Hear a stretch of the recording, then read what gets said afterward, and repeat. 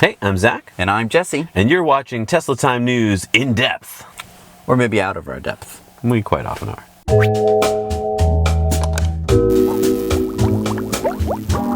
So this week, it was a big week with the earnings call from Tesla, so we thought we'd dive in a little bit deep here because there's lots of numbers. All right, so Tesla posted a Q4 2016 loss of $121.3 million. But I do want to point out that is a lot less than the $320 million loss from last year's quarter. Okay. So that's good news. It was a loss of 69 cents per share. Another thing I do want to point out is that the company said it made $2.28 billion in revenue in the quarter, and that's up from $1.24 billion in Q4 of the year before. Wow, so that's almost double. Yeah, so that's quite amazing. For the full year, revenues of 2016 were up 73% from 2015, coming in at $7 billion. Wow. Yes, and cash reserves have gone up as well. So from Q3 to Q4, the cash increased by over $300 million to $3.4 billion. So they got plenty of cash. Tesla has a Gigafactory 1 in Nevada. We all know that. Yeah. And they have what they're calling the Gigafactory 2 in Buffalo, New York. But Elon said that they plan on opening Gigafactories 3, 4, and 5 in the coming year. In this year? That's what he said. Wow. So he tweeted on February 24th that one of these gigafactories could be slated for the Kentucky, Ohio, West Virginia area. You can check out this tweet. That would be cool. A U.S. gigafactory, another one. Yeah, but right in coal country. I mean, that would be great. As the coal jobs go away, you're building... Come work for Tesla. Yeah, come build some batteries, come build some solar panels, replace that coal with some clean energy. Love that. Also, Sweden is pressing hard for Tesla to locate in an existing EV factory in Trollhättan. So maybe there'll be one opening there, and maybe, who knows, maybe there'll be one in China. Exciting year. Very exciting. Gigafactory 1 is slated right now to have over 10,000 jobs, which is actually 54% more than they projected when they were opening it. Wow. There's almost 1,000 permanent employees there now, and when it's fully built, it'll have 5 million square feet, 5 floors, and it will be the largest manufacturing facility in the world. Until they build like another one that's bigger, right? That'll be funny. They'll be having little wars among themselves. Yeah. I have more square feet. Q4 Model S and X vehicle sales came in at record high sales numbers, and they're expected to sell 47,000 to 50,000 Model S's and X's in the first half of this year. Wow. That's huge. That's huge. Musk said that the storage market, so battery storage, could grow at maybe twice the rate of the automotive business. Wow. So, I mean, always got to remember, Tesla. Yeah, not Tesla Motors. Not just a car company anymore. Right, we dropped the motors. It's selling so much more. Everything. Exactly. Another really important piece of news that we learned during the earnings call is that the Tesla's chief financial officer, Jason Wheeler, who had just taken the job, he's going to leave the company in April to pursue opportunities in public policy. Right. Which is cool because he's going to be pushing for sustainable energy in the public sector, which is awesome. Coming back into the job is going to be CFO Deepak Ahuja, who had been in the position before. Yep. And we're so glad that he's coming back. He's not just rejoining to be a temporary job. He's coming back full-time.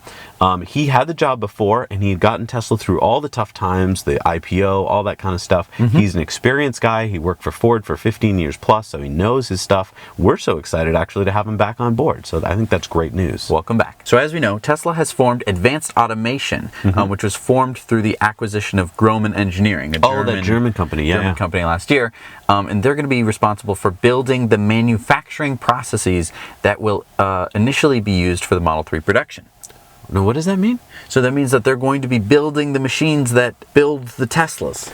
Oh, right, because they've got to get the line going as efficiently as possible. Right. That's exciting, and I think that's an underreported story. I mean, hiring this company that knows how to make the machines that make machines is a huge leap forward in technology. Right. And what's exciting is that they've been building Model 3s now so that they can crash test them, and this quote came out, "Initial crash test results have been positive, and all Model 3 related sourcing is on plan to support the start of production in July. Installation of Model 3 manufacturing equipment is underway in Fremont and at Gigafactory 1. Yeah, this is great.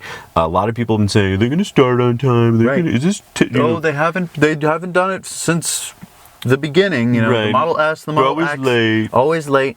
But they seem to be on time. They're on time now. That's very exciting. And as we mentioned before in Tesla Time News, Elon has said what his production ramp is going to be. 1,000 per week in July, ramping up to 4,000, 5,000, then 10,000 by the time we hit 2018. This is an exponential curve, of production. So, it's hard to picture that. Yeah, so I'm going to give a quote here from Elon because he puts it really well.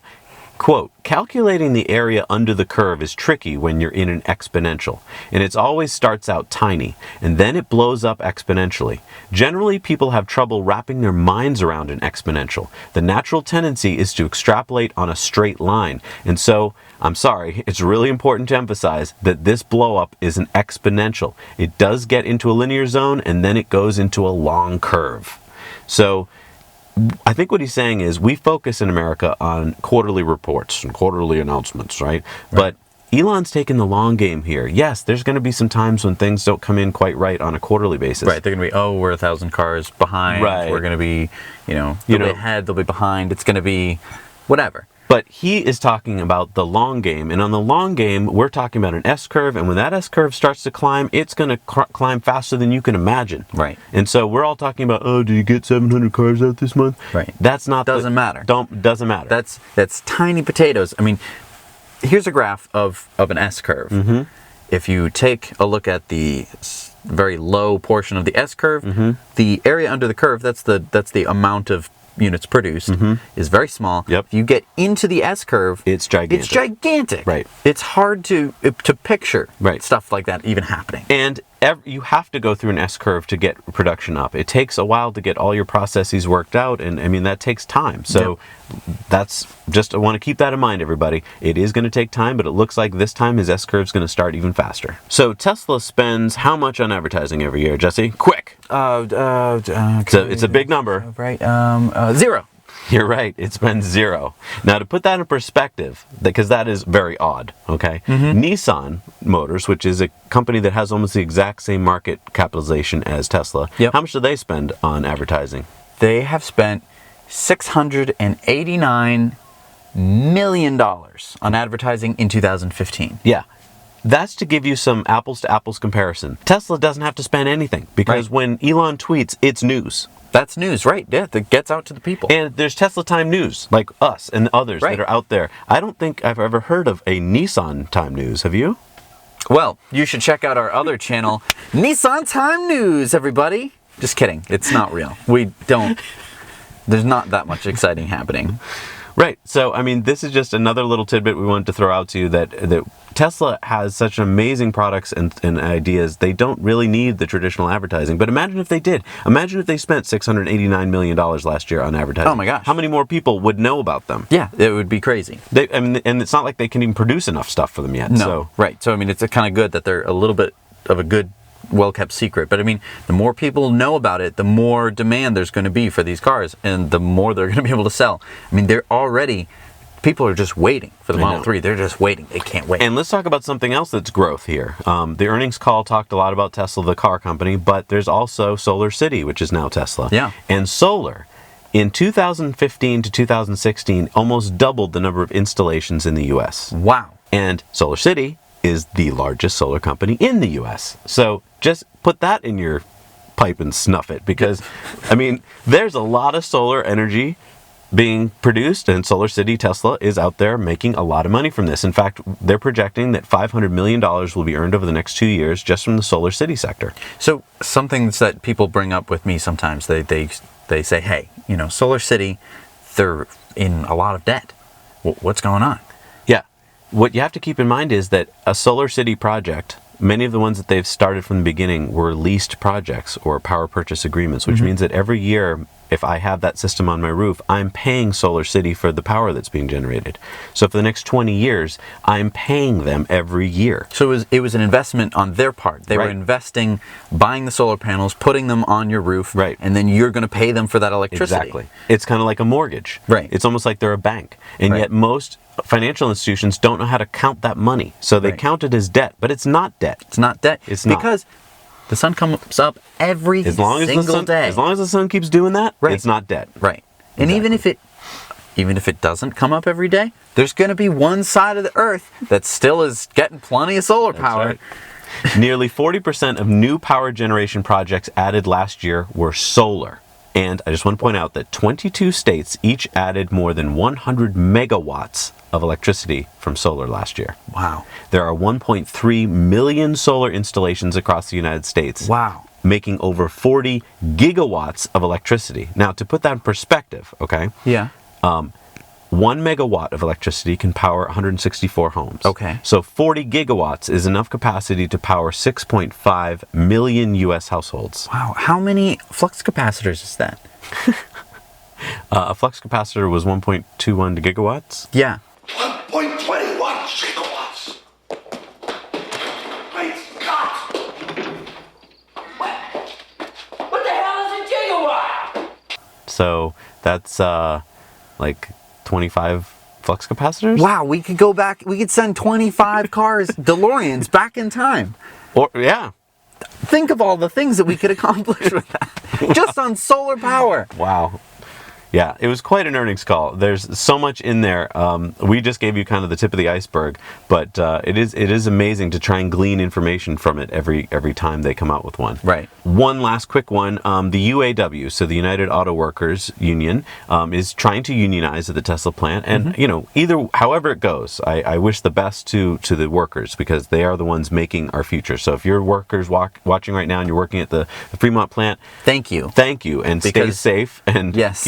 And keep making those kick-ass cars. Exactly. But I want to point out that Elon did quote during the earnings call that Tesla's injury rate is less than half of the industry average. So even before unionizing, even if that doesn't ever happen, Tesla is committed to safety, and it's borne out by the data. However that goes, I just want my Tesla to be made by a very happy workforce. Hope you're well paid.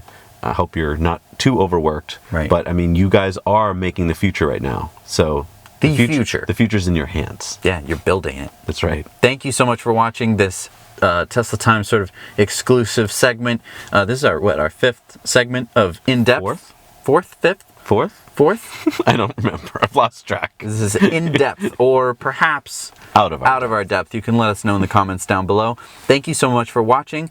If this wasn't enough for you, there was so much that went on in the earnings call. We covered it all in Tesla Time News. Anything that we didn't cover here, or probably there's some overlap, but you will get the full week's stories in Tesla Time News. If you haven't seen that before, definitely go check that out. You can check out a couple of other videos on our channel. Thank you so much for watching. If you liked this video, please click the like button. It's going to share it to someone on the other side of the world. Right. That we don't know where, you don't know who, you don't know when. And subscribe and hit that little bell button so that you'll get a notification when our new videos come out. But I mean, if you like this stuff, hit the like button. It's going to share it with someone else, and they're going to see it for the first time. That's right. Pretty How cool is that? That's pretty cool that you have the power to do that. Thank you so much for watching. Now you know.